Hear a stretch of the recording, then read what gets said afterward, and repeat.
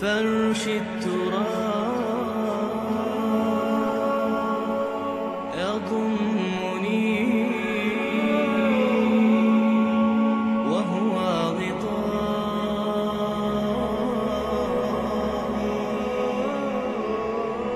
حول الرمال. أعوذ بالله من الشيطان الرجيم. بسم الله الرحمن الرحيم. فاذكروني أذكركم واشكروا لي ولا تكفرون. يا أيها الذين آمنوا استعينوا بالصبر والصلاة إن الله مع الصابرين. ولا تقولوا لمن يقتل في سبيل الله أموات بل أحياء ولكن لا تشعرون. وَلَنَبْلُوَنَّكُمْ بِشَيْءٍ مِّنَ الْخَوْفِ وَالْجُوعِ وَنَقْصٍ مِّنَ الْأَمْوَالِ وَالْأَنفُسِ وَالثَّمَرَاتِ وَبَشِّرِ الصَّابِرِينَ. صدق اللہ مولانا العظیم. برادران اسلام، رحمت عالم صلی اللہ علیہ وسلم کی حیات طیبہ میں سے ہم اس مقام پر پہنچ گئے جہاں میرے اور آپ کے آقا رحمت عالم صلی اللہ علیہ وسلم نے اللہ کے حکم فاصدع بما تؤمر واعرض عن المشرکین کے مطابق مکہ میں اعلانیہ دین کی دعوت دینا شروع فرما دی، اور اس کے اوپر ہنگامے شروع ہو گئے اور مخالفتیں شروع ہو گئی. 3 سال گزر چکے تھے.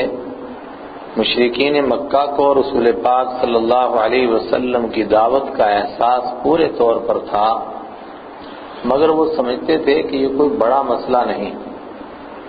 آج جب اعلانیہ دعوت ہوئی اور اس میں اعلان کے ساتھ یہ کہا گیا کہ جن کو تم حاجت روا اور مشکل کشا سمجھے ہوئے ہو ان میں سے کوئی تمہارے کام آنے والا نہیں ہے، اس کے اوپر ہنگامہ بپا ہوا. پھر رحمت عالم صلی اللہ علیہ وسلم کو کتنا ستایا گیا. میں بتا چکا کہ رسول پاک صلی اللہ علیہ وسلم نے فرمایا مجھ سے پہلے سارے انبیاء کی مصیبتیں ایک پلڑے میں رکھی جائیں، اور جتنا مجھے اللہ کے راستے میں ستایا گیا وہ سب ایک پلڑے میں رکھا جائے تو میرا پلڑا بھاری ہو جائے گا. صحابہ کرام کو کتنا ستایا گیا، کتنا مارا گیا، کتنا تنگ کیا گیا دین کے لیے، وہ بھی انسانی تاریخ کا ایک سیاہ ترین باب ہے. لیکن اس کے پیچھے 2 سوال ہوتے ہیں. آج میں نے ان میں سے ایک سوال کے جواب دینے کا انتخاب کیا ہے. پہلا سوال تو یہ ہے کہ پروردگار کیوں آزمائش میں ڈالتا ہے؟ جب اس کا دین سچا، اس کے حبیب صلی اللہ علیہ وسلم سچے، اس کی کتاب سچی، جب معاملہ سچ کا ہے تو پھر یہ دین پھیل کیوں نہیں جاتا؟ اس کے اوپر مصیبتیں کیوں آتی ہیں؟ اور جو سچ کو نہیں مانتے، جھوٹ کے پجاری ہوتے ہیں، اس کو پروردگار چھوٹ دیتا ہے اور عرصہ دراز تک چھوٹ دیتا ہے. رسول پاک صلی اللہ علیہ وسلم کے مخالفین کو تو کچھ سالوں کے بعد ہی کہا گیا اولم یروا انا نأتی الارض ننقصها من اطرافها فهم الغالبون. مگر حضرت نوح علیہ السلام کے مقابلے میں آنے والوں کو 950 سال تک چھوٹ دی گئی. یہ چھوٹ کیوں دی جاتی ہے؟ اور ایمان والوں کو مصیبتوں اور آزمائشوں میں ڈالا کیوں جاتا ہے؟ جب حق کا اعلان ہو، سچائی کا اعلان ہو، اس کو تو بس پھیل جانا چاہیے. پھر اس کے راستے میں مصیبتیں کیوں آتی ہیں، پریشانیاں کیوں آتی ہیں؟ یہ بڑا اہم سوال ہے. اور پھر پروردگار یہ برداشت کیوں کرتا ہے کہ اس کے پیارے حبیب صلی اللہ علیہ وسلم جن کے ہونٹ مبارک ہلنا، جن کی زبان مبارک قرآن پاک کو یاد کرنے کے لیے ہلنا پروردگار کو برداشت نہیں ہوتا، تو پھر ان کا طائف میں پتھر کھانا پروردگار کو کیوں برداشت ہو جاتا ہے؟ ان کے اوپر مشرکین کا حملہ کرنا پروردگار کو کیوں برداشت ہوتا ہے؟ اس کے پیچھے پروردگار کے کیا راز ہیں؟ یہ بہت اہم سوال ہے. اور پھر ایمان والے ان مصائب کے سامنے کیا کرتے رہے ہر دور کے اندر، اور رحمت عالم صلی اللہ علیہ وسلم کے صحابہ نے کیا کیا، وہ ایک دوسری تاریخ ہے.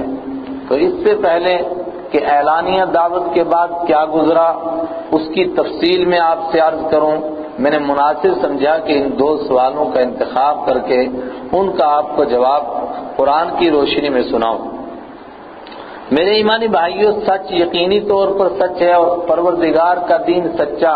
پروردگار کہتا ہے کفا باللہ شہیدا، میں خود گواہی دینے کے لیے کافی ہوں، میں گواہی دے رہا ہوں۔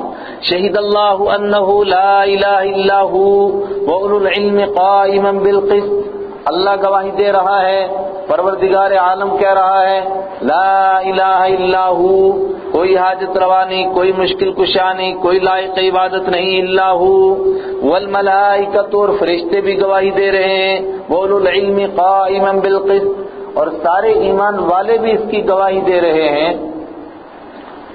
اللہ گواہی دیتا ہے کہ یہ بالکل سچ ہے، مگر پھر مصیبتیں کیوں آتی ہیں؟ میں نے جس آیت کا انتخاب کیا آپ کو خطبے میں سنائی، پروردگار نے اس کا جواب دیا ہے کہ میرا دین ایک اتنی بڑی نعمت ہے جس کے اوپر بہت بڑے اللہ نے فیصلے فرمائے، اس جنت کے دینے کا فیصلہ فرمایا، ما لا عین رأت ولا اذن سمعت ولا خطر علی قلب بشر، جس کو آنکھوں نے دیکھا نہیں، جس کو کانوں نے سنا نہیں، جس کا ذہن و دماغ کے اندر، دل و دماغ کے اندر کبھی اس کا خیال نہیں گزرا، اس جنت کے دینے کا پروردگار نے وعدہ فرمایا۔ تو جو اس کے دین کا نام لیتا ہے، اس جنت کی تیاری کرتا ہے، پروردگار کہتا ہے کہ میں ضرور اس کو آزماتا ہوں، ضرور ضرور آزمائش میں ڈالتا ہوں۔ جو آیت میں نے آپ کو سنائی فاذکرونی اذکرکم واشکرونی ولا تکفرون، اس سے اوپر پروردگار نے ایمان والوں کو اپنی 2 بڑی نعمتیں یاد کروائیں۔ فرمایا میں نے اس دور میں انسانوں پر بہت بڑا احسان کیا، ایمان والوں پر احسان کیا کہ میں نے ان کو کتابوں میں سب سے افضل کتاب، سب سے آخری کتاب قرآن پاک عطا فرمایا۔ پھر ایک اور بڑا احسان کیا کہ میں نے ان کو افضل قبلہ عطا فرمایا۔ یہ کتنا بڑا احسان ہے، کما ارسلنا فیکم رسولا منکم یتلو علیکم آیاتنا، یہ ایسے ہی اللہ کا احسان ہے کہ جیسے اللہ نے اپنے آخری پیغمبر صلی اللہ علیہ وسلم تمہارے بیچ میں بھیجے تاکہ دلوں کی صفائی کریں، قرآن پاک کی اللہ کی آیتیں پڑھ کر کے سنائیں۔ اس کے بعد اللہ نے فرمایا فاذکرونی اذکرکم واشکروا لی ولا تکفرون، تم میرا ذکر کرو میں تمہیں یاد کروں گا، تم مجھے یاد کرو میں تمہیں یاد کروں گا، واشکروا لی ولا تکفرون، اور میں نے یہ بہت بڑی نعمتیں عطا فرمائی ہیں، تم اس کے اوپر شکر کرو، ولا تکفرون، اور نہ شکری مت کرو۔ اس کے اوپر انسانوں کے ذہنوں میں یہ بات آ سکتی تھی کہ یہ نعمتیں جن لوگوں کو نصیب ہو گئی اور جنہوں نے اللہ کا دین قبول کر لیا، بس ان کی تو پانچوں گھی میں اور مزے ہی مزے ہیں، لیکن قرآن پاک نے فوراً کہا یا ایھا الذین آمنوا استعینوا بالصبر والصلاۃ، اے ایمان والو نماز کے ذریعے سے اور صبر کے ذریعے سے مدد حاصل کرنا، اور مدد کی ضرورت وہاں پیش آتی ہے جہاں مصیبتیں آتی ہیں، پریشانیاں آتی ہیں۔ اشارہ اس بات کی طرف تھا کہ جو میرا نام لے گا، میرا ذکر کرے گا، میرا شکر کرنے کا ارادہ کرے گا، میرے دین کو قبول کرے گا، اس کے اوپر مصیبتیں آئیں گی، اس کے اوپر پریشانیاں آئیں گی، اس کے اوپر مصیبتوں کے پہاڑ ٹوٹیں گے، پھر اس کے صبر کا امتحان ہوگا، دیکھا جائے گا کہ وہ کتنا ڈٹتا ہے اس راستے کے اندر، مصائب کو، مشکلات کو کتنا برداشت کرتا ہے۔ مصائب کو بیان کرنے سے پہلے پروردگار نے ایمان والوں کو متنبہ فرمایا کہ تم ڈٹ جانا، گھبرانا نہیں اس راستے میں۔ آمنوا استعینوا بالصبر والصلاۃ، اے ایمان والو نماز کے ذریعے سے اور صبر کے ذریعے سے مدد حاصل کرنا۔ نماز تو اللہ کی وہ نعمت ہے جس کے ذریعے سے انسان کو اپنے مالک کا قرب حاصل ہوتا ہے۔ حضرت موسیٰ علیہ السلام کی سب سے پہلے اللہ سے ملاقات ہوئی، سب سے پہلے یہ وحی نازل ہوئی تو پروردگار نے ارشاد فرمایا اقم الصلاۃ لذکری، اے موسیٰ علیہ السلام میری یاد کے لیے نماز کو قائم کرنا، اور جب تم مجھے یاد کرو گے، میری یاد قائم کرو گے تو میرا ساتھ تم کو نصیب ہوگا۔ رحمت عالم صلی اللہ علیہ وسلم کو فرمایا وَأْمُرْ أَهْلَكَ بِالصَّلَاةِ وَاصْطَبِرْ عَلَيْهَا لَا نَسْأَلُكَ رِزْقًا، آپ نماز قائم کیجئے اور اپنے گھر والوں کو بھی نماز کا حکم دیجئے اور اس کے اوپر ڈٹ جائیے، لا نسألک رزقا، ہم آپ سے روزی نہیں کموانا چاہتے، اور اسی سے ملتی ہوئی دوسری چیز ہے کہ اس راستے میں آئیں تو پھر ڈٹ جائیں، صبر کریں۔ اس کی تلقین پروردگار نے اتنی مرتبہ ارشاد فرمائی، ایسا محسوس ہوتا ہے کہ اللہ کے دین کو قبول کر لینا اللہ کے ہاں اتنا بڑا کمال نہیں ہے جتنا بڑا کمال اس دین کے اوپر ڈٹ جانا ہے۔ ایک صحابی جنہوں نے رسول اللہ صلی اللہ علیہ وسلم سے درخواست کی تھی کہ لمبی چوڑی مجھے تقریر یاد نہیں ہوتی، مجھے کوئی مختصر سی تقریر بتائی جائے جس کو میں سنوں بھی اور یاد کرنا میرے لیے آسان ہو اور پھر اس پر عمل کروں اور شارٹ کٹ راستے سے جنت میں داخل ہو جاؤں۔ رسول اللہ صلی اللہ علیہ وسلم نے جواب میں ارشاد فرمایا، قل آمنت باللہ واستقم علیہا او کما قال او واصبر علیہا، فرمایا کہو میں نے اللہ کو مان لیا، واستقم علیہا اور پھر اس پر ڈٹ جاؤ، واصبر علیہا اور پھر اس پر استقامت دکھاؤ، اس پر ڈٹ جاؤ۔ ایمان والوں کی اللہ نے صفت بیان فرمایا ایمان والے وہ ہیں تتنزل علیہم الملائکہ، جب ان کی موت آتی ہے تو ان کا دل بہلانے کے لیے فرشتے آ جاتے ہیں اور وہ کہتے ہیں نحن اولیاؤکم فی الحیات الدنیا، ہم دنیا میں بھی تمہارے ساتھ تھے، گھبراؤ مت۔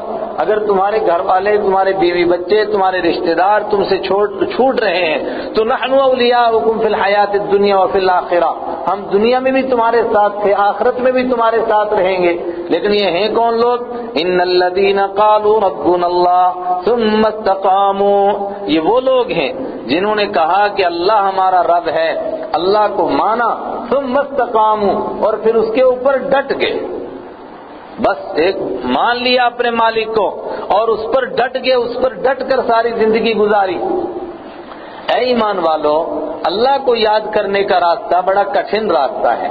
آمنوا استعینوا، اس میں مصیبتیں آئیں گی، پریشانیاں آئیں گی، اور اگر مصیبتیں نہ آئیں، پریشانیاں نہ آئیں تو اس کا مطلب یہ ہوا کہ ابھی اس منزل کو تم نے نہیں پایا جس کو پانے کے لیے تم نے کلمہ پڑھا ہے۔ کیوں؟ آگے ارشاد فرمایا وَلَنَبْلُوَنَّكُمْ بِشَيْءٍ مِّنَ الْخَوْفِ وَالْجُوعِ وَنَقْصٍ مِّنَ الْأَمْوَالِ وَالْأَنفُسِ وَالثَّمَرَاتِ وَلَنَبْلُوَنَّكُمْ، ہم ضرور آزمائش میں ڈالیں گے۔ ایسا ہو ہی نہیں سکتا ان الحق بھی کہو اور رسولی بھی نہ پاؤ، ایسا نہیں ہو سکتا ہے کہ کلمہ بھی پڑھو، میرا دین بھی قبول کرو اور تم پر مصیبتیں نہ آئیں، آزمائشیں نہ آئیں، گھر کی مخالفت نہ ہو، باہر کی مخالفت نہ ہو، ماحول کی مخالفت نہ ہو اور دین میں عمل کرنے کے لیے کوئی رکاوٹ نہ ہو، ایسا ہو ہی نہیں سکتا ہے۔ وَلَنَبْلُوَنَّكُمْ، ہم ضرور تم کو آزمائیں گے۔ پھر ڈیٹیل بھی بیان کی کیسے آزمائیں گے۔ بِشَيْءٍ مِّنَ الْخَوْفِ، فرمایا ایمان قبول کرو گے، پھر ڈر، پھر خوف، ہر وقت میں ایک دہشت لگی ہوئی، پتہ نہیں کون پیچھے پڑ رہا ہے، پتہ نہیں کیا فیصلہ ہو رہا ہے، پتہ نہیں کیا سازشیں ہو رہی ہیں۔ بِشَيْءٍ مِّنَ الْخَوْفِ وَالْجُوعِ، اور بھوک سے آزماؤں کا، پھر مصیبتیں آئیں گی، پھر کاروبار بند ہو جائے گا، پھر ترقیات بند ہو جائیں گی۔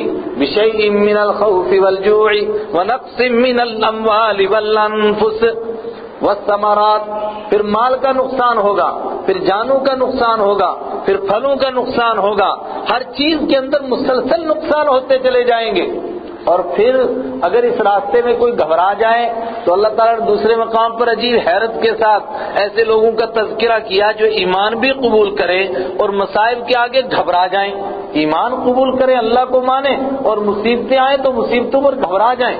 فرمایا وَمِنَ النَّاسِ مَن يَقُولُ آمَنَّا بِاللَّهِ فَإِذَا أُوذِيَ فِي اللَّهِ جَعَلَ فِتْنَةَ النَّاسِ كَعَذَابِ اللَّهِ، لوگوں میں سے بعض لوگ عجیب من چلے ہیں، کہتے ہیں کہ ہم نے اپنے مالک کو مانا، اپنے اللہ کو مان لیا، اپنے رب کو مان لیا۔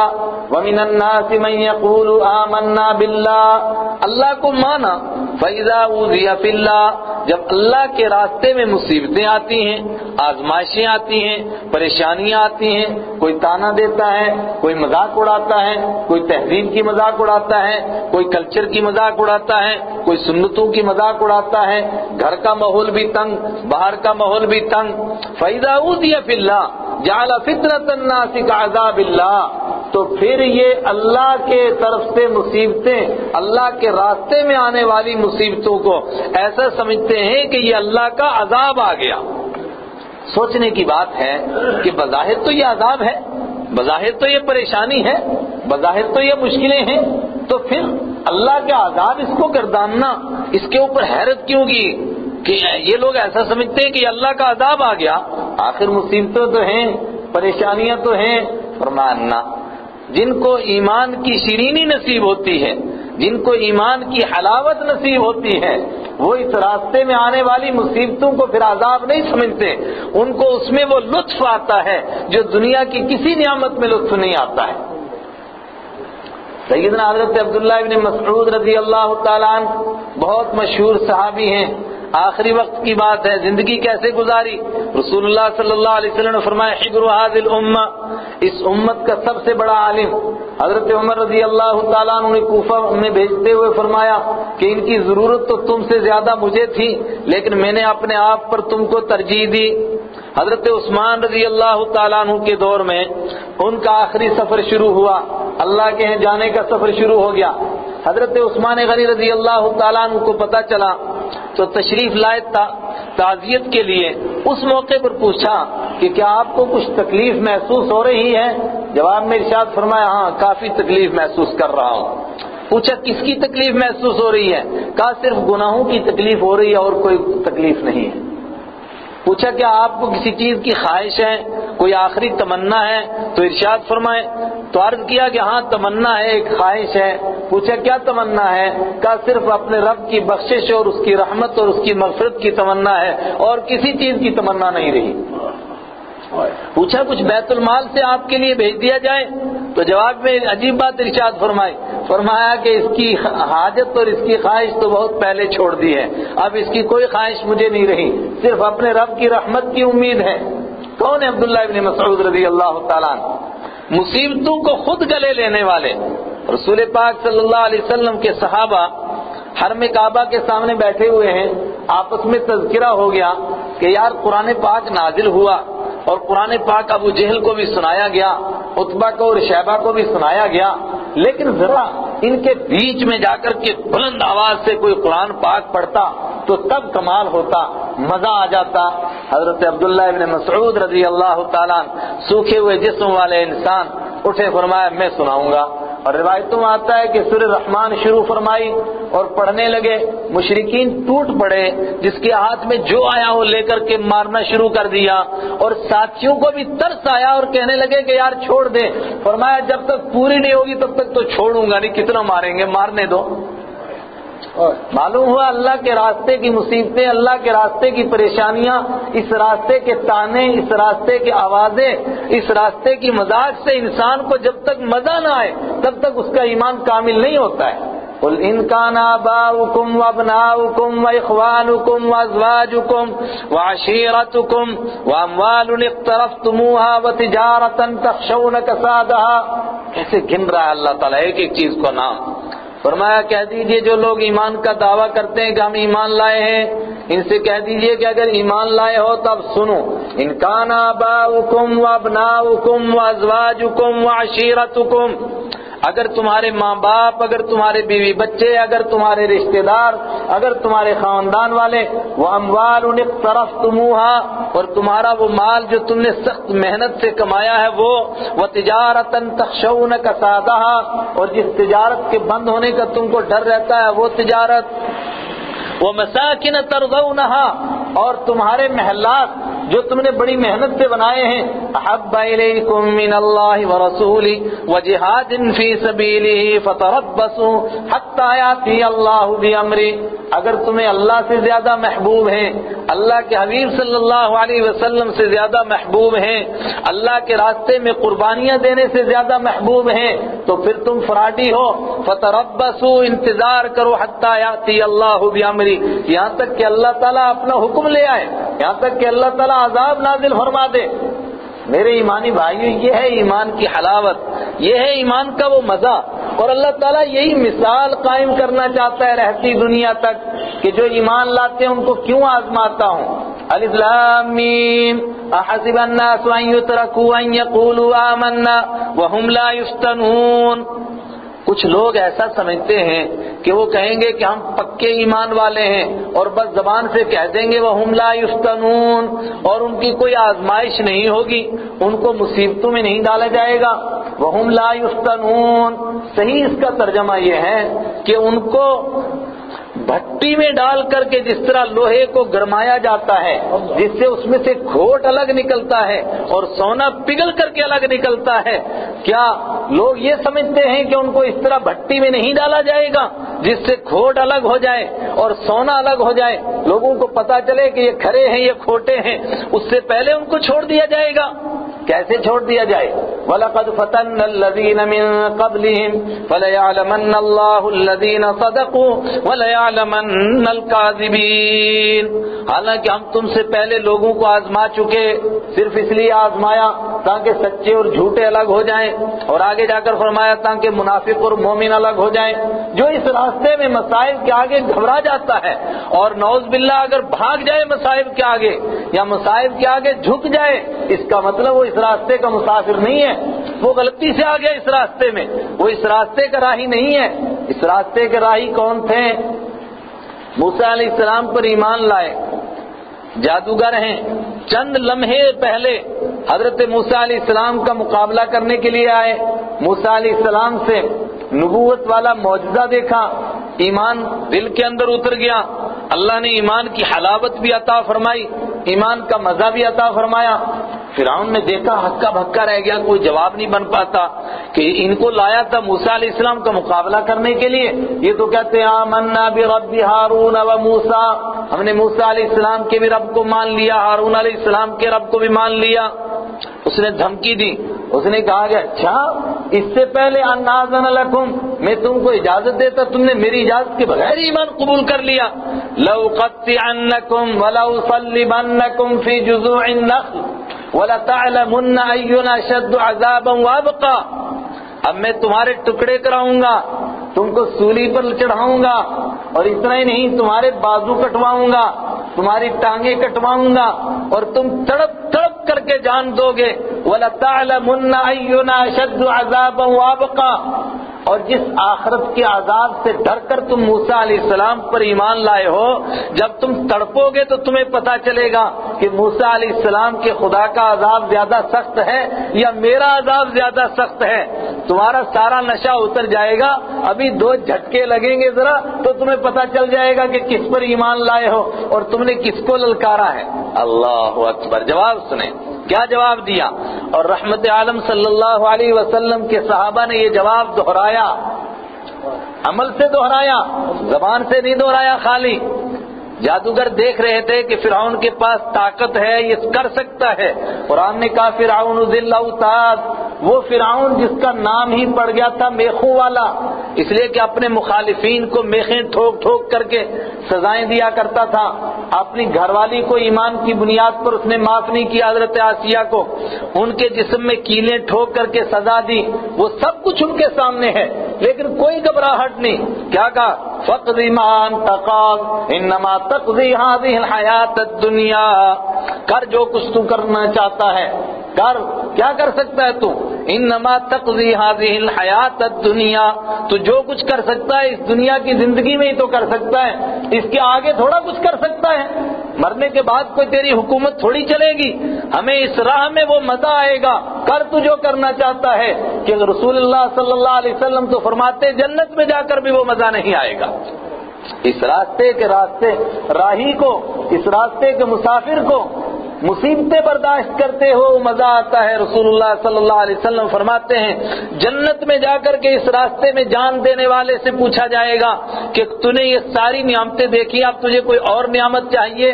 تو وہ کہے گا اللہ تو نے اتنی نعمتیں عطا فرما دی، اب اور کیا نعمت اس سے بڑھ کر ہو سکتی ہے؟ حدیث میں آتا ہے رحمت عالم صلی اللہ علیہ وسلم فرماتے ہیں کہ جب ان کو یہ لگے گا کہ باری تعالیٰ اب ہمیں نہیں چھوڑے گا، بار بار پوچھتا ہے کہ بھئی کیا چاہیے کیا چاہیے، تو وہ کہیں گے اے باری تعالیٰ بس ایک خواہش ہے، اگر پوری ہو سکے ایک مرتبہ پھر دنیا میں جانا چاہتے ہیں اور تیرے دین کے لیے پھر مارے کھانا چاہتے ہیں، اور وہ مارے سہتے سہتے مڑ کر کے پھر اس طرح وہ مزہ لے کر آنا چاہتے ہیں، اس لیے کہ وہ مزہ تیری جنت میں بھی نصیب نہیں ہو رہا ہے۔ آپ دیکھیں صحابہ کرام کی مصیبتیں مول لی ہوئی ہیں، خواہ کی مصیبتیں نہیں ہیں۔ اگر حضرت بلال رضی اللہ تعالیٰ عنہ گھبرا جاتے ہیں تو ان کو کیا پریشانی تھی؟ وہ چھوڑ دیتے احد احد کہنا، تو مکہ والے ان کو کوئی مار رہے تھے، گلیوں میں گھسیٹ رہے تھے، زمین پر لٹا کر کے اوپر انگارے رکھ رہے تھے۔ حضرت عمر رضی اللہ تعالیٰ عنہ نے اپنے دور حکومت میں ایک مرتبہ ذہن میں آئی بات، کہا سیدی بلال، فرمایا کرتے تھے میرے آقا بلال تشریف لائیے، ذرا وہ کمر دکھائیے جو آپ کی مکہ میں کمر جلائی گئی تھی۔ تو حضرت بلال رضی اللہ تعالیٰ نے سخت اصرار پر دکھائی۔ حضرت عمر نے دیکھی کہ گوشت جل چکا تھا، صرف ہڈیوں کا ڈھانچہ نظر آتا تھا۔ انہوں نے فرمایا کہ میں نہیں سمجھتا تھا کہ کسی انسان کی ایسی کمر ہوگی، لیکن وہ مزہ آتا تھا کہ وہ مار مار کر کے تھک جاتے تھے، بلال حبشی مار کھا کر کبھی نہیں تھکتے تھے۔ رسول اللہ صلی اللہ علیہ وسلم نے حضرت ابو ذر غفاری رضی اللہ تعالیٰ عنہ کو تلقین فرمائی کہ تم ابھی اظہار نہ کرو، اس لیے کہ اس راستے میں ایسی مصیبتیں آئیں گی تم سے برداشت نہیں ہوگا۔ عرض کیا میرے آقا ایک مرتبہ تو دل چاہتا ہے کہ کعبہ کے سامنے کھڑا ہو کر کے اشہد ان لا الہ الا اللہ واشہد ان محمد رسول اللہ صلی اللہ علیہ وسلم سب کے سامنے کہوں۔ لوگ ٹوٹ پڑے، مار مار کر کے ایسا حال کر دیا کہ پہچانے نہیں جا رہے تھے، لیکن عرض کیا کہ ایک مرتبہ اور کہنا چاہتا ہوں، اس لیے کہ ایسا مزہ آیا، اس سے پہلے تو کبھی زندگی میں ایسا مزہ آیا ہی نہیں۔ میرے ایمانی بھائیوں، یہ وہ بنیاد ہے جس کے لیے پروردگار آزمائشوں میں ڈالتا ہے تاکہ آئندہ آنے والے سوچیں کہ ایمان کس کا نام ہے، اس راستے میں جو مصیبتیں آتی ہیں اس پر انسان کو کیسا مزہ آتا ہے، اور کیا ان راستوں کی مصیبتوں سے کوئی گھبرا کر کے دین چھوڑتا ہے؟ اللہ اکبر۔ ابو سفیان سے ملاقات ہوئی تھی، روم کے بادشاہ ہرقل کی شام میں، لمبا واقعہ ہے۔ اس نے ابو سفیان سے رسول اللہ صلی اللہ علیہ وسلم کے بارے میں کچھ سوالات کیے تھے، تب ابھی ابو سفیان ایمان نہیں لائے تھے۔ ان میں سے ایک سوال یہ تھا کہ جو ان پر ایمان لاتا ہے وہ مصائب سے دو چار ہوتا ہے؟ تو اس نے کہا ہاں۔ تو کہا کہ کبھی کوئی گھبرا کر کے ان میں سے اپنے دین کو چھوڑتا بھی ہے؟ تو اس نے کہا، کہتے ہیں کہ ابو سفیان سوچ رہے تھے کہ میں کچھ اور کہوں، لیکن مجھے گھبراہٹ ہوئی کہ لوگ مجھے جھوٹا کہیں گے، مجھے سچ بولنا پڑا۔ میں نے کہا کہ اس راستے کے مسافر تو مصیبتیں جتنی آتی ہیں اتنے وہ پکے ہوتے جاتے ہیں، وہ اس راستے کو چھوڑ کر گھبرا کر واپس نہیں پلٹتے ہیں۔ وہ قدم قدم بلائیں یہ سواد کوئے جانا، وہ یہیں سے لوٹ جائے جسے زندگی ہو پیاری۔ وہ تو تلاش کرتے ہیں کہ آئیں مصیبتیں، آئیں پریشانیاں، ان کو اس راستے میں مزہ آتا ہے اور اس راستے میں وہ لطف آتا ہے جو اور کہیں نصیب نہیں ہوتا ہے۔ یہ وہ بنیاد ہے۔ اس کے بعد دوسرا سوال تھا کہ پروردگار اتنی دیر تک یہ برداشت کیوں کرتا ہے، یہاں تک کہ رسول پاک صلی اللہ علیہ وسلم، میں نے کہا ایک طرف تو یہ معاملہ ہے کہ آپ ہونٹ ہلائیں تو عرش ہل جائے اور کہے کہ آپ کو ہونٹ ہلانے کی ضرورت نہیں، لا تحرک بہ لسانک، ہم خود آپ کو یاد کرا دیں گے، اور دوسری طرف مرے ہوئے اونٹ کی اوجڑی لا کر کے آپ کے سر پر رکھی جائے مگر نہ عرش ہلے، نہ زمین کپ کپائے، نہ آسمان پھٹے اور نظام کائنات اسی طرح چلتا رہے۔ اس کے پیچھے کیا راز ہے انشاءاللہ پھر، چونکہ اب وقت ہو گیا۔ وآخر دعوانا الحمدللہ رب